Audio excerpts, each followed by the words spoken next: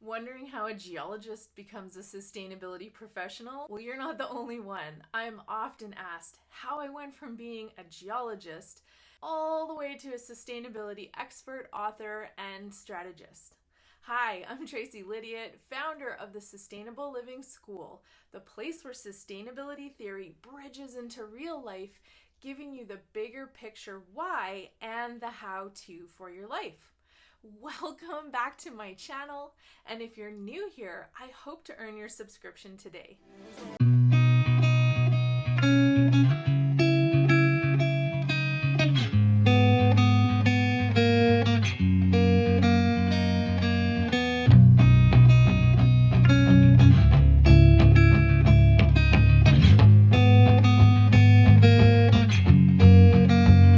Welcome to this video where I get a little bit personal and vulnerable. Before we get into this though, I would love to hear in the comments below what you think about mining and if it has a role within sustainable living.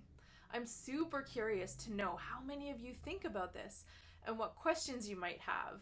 I do read all the comments and do my best to respond, so drop me a comment below. Okay, ready to hear my story? Let's go. I started out doing a bachelor's degree at the University of British Columbia in Vancouver, BC, and I went into the mining industry. There's lots of varieties of ways that you can be a geologist, which I didn't know, and I picked hard rock mining. My job as a geologist would be to go out with a company, find deposits. My specific area was gold and silver mining. We have a lot of that in Canada, and I had the great fortune of working in northern British Columbia, in Northwest Territories, as well as Nunavut, which is Canada's newest territory, and I also did some work in Argentina. I love geology. I still love rocks, you can tell. I have a huge rock collection. I've gone around with the world with me, specific rocks that I love so much. And I'm very process oriented. So geology was very appealing to me because of the processes involved in forming those deposits.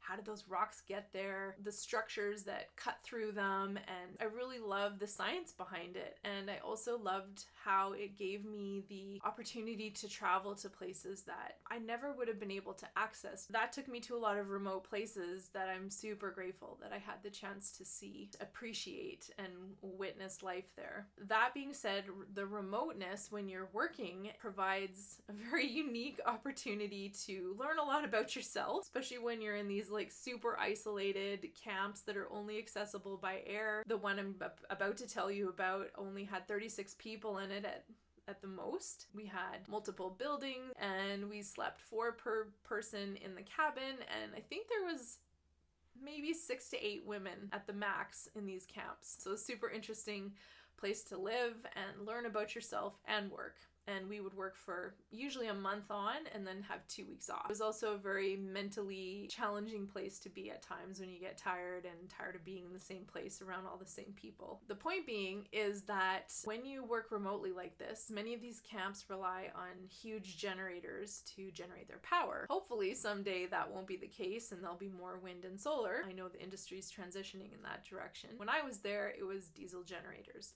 which make a lot of noise. It's like white noise in the background all the time. And I worked as a geologist logging core.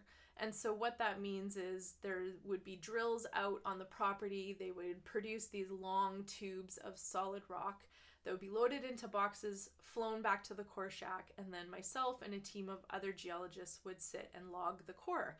So that means we would look at where the geology transitioned, the rock types changed, if there was mineralization or faults. It was a pretty monotonous job that required a lot of humor to get through, and I was grateful for my team that I worked with. This one day, the generator happened to be off because they were doing maintenance. I just happened to find myself in this core shack by myself. And so I made myself a cup of tea and took a break from logging core.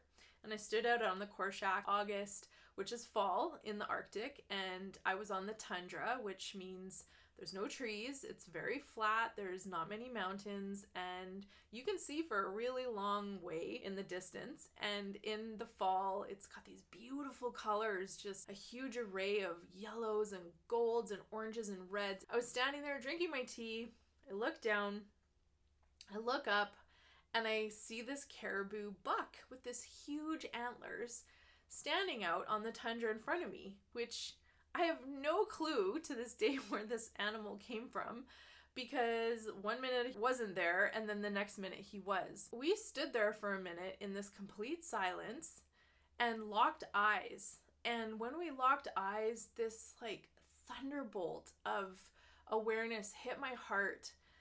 And I realized that that caribou was standing in the exact position where the edge of an open pit mine would start, should that deposit move forward into that stage of mining. And that's when I had my aha or epiphany moment with this caribou, because I realized in that moment I didn't want to contribute my skills as a geologist to this industry anymore. And that was a really hard realization for me because of the 4 years of training that I had done and the years of, working in this industry. And, I'm not bashing the mining industry at all. I'm actually really proud of Canada, and we're one of the most regulated countries in the world when it comes to mining. And there have been thousands of people that have contributed to those standards and that work that I'm really proud of. And I'm proud to be part of that industry. And the share I'm making is that it didn't work for me anymore, for my own personal wellness. And I felt like a calling to contribute my time and energy in a different way. And so still that moment it's still super emotional for me. And, to think like it's kind of silly that this animal changed the trajectory of my life.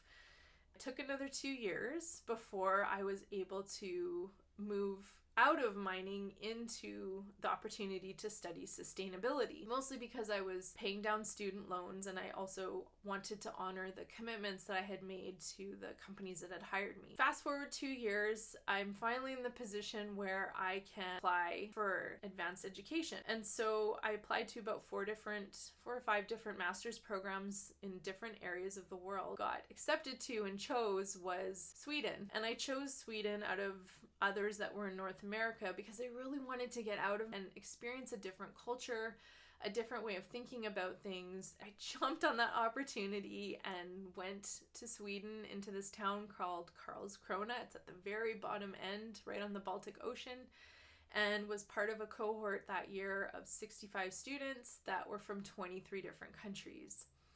When I get there, we find out that we obviously have to write a master's thesis. The unique part about this program, which again I think comes from being in Sweden, is that it was a collaborative process. So it wasn't just me researching and writing. I actually had 2 other teammates. So the 3 of us worked together, and we could pick any topic that we wanted in sustainability. I'm really proud to share that I wrote a collaborative thesis with these 2 other women, and we all survived and we still love each other, about sustainable mining and the role of it in sustainability and how to apply the framework for strategic sustainable development. If you really want to know the full topic, how do you apply that framework to an industry like mining, and what does that look like? And last time I checked in our student portal, I think our thesis had been downloaded like 382 times. And so when I saw that number and I look back and think about the pivot that I made and that caribou and how much time and energy and like real heart-wrenching, like leaving this industry that I loved to go and do something different and unknown, looking back on that, how valuable that was. I know that whoever has downloaded it obviously found it. They found it in the first place, and because they were probably looking for something to help them. And so to me, that is so meaningful, and it makes the jump and the risk and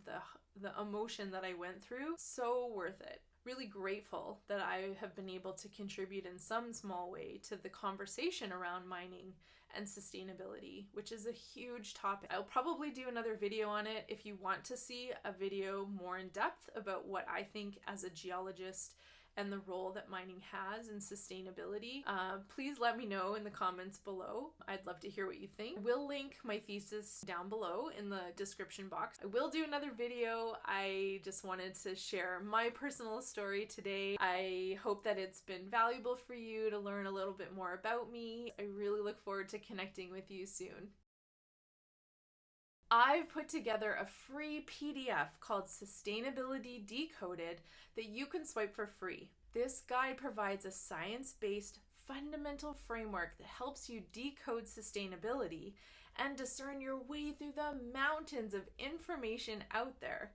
Plus, I designed it so that it gives you some personal prompts to help you discover key areas in your life and your context that you can take action on at home. All you need to do is click the link below this video and grab your free guide. And if you find it valuable, all I ask is that you pay it forward and share with friends and family. I really appreciate it. Thank you again for being with me today and listening to my story. I'm so grateful for your time and your energy to tune in today. If you did find this video content valuable, it really helps this channel grow if you hit the subscribe button, the notification bell, and the like button so that you can be notified when more content is published. I look forward to connecting with you again. Bye for now.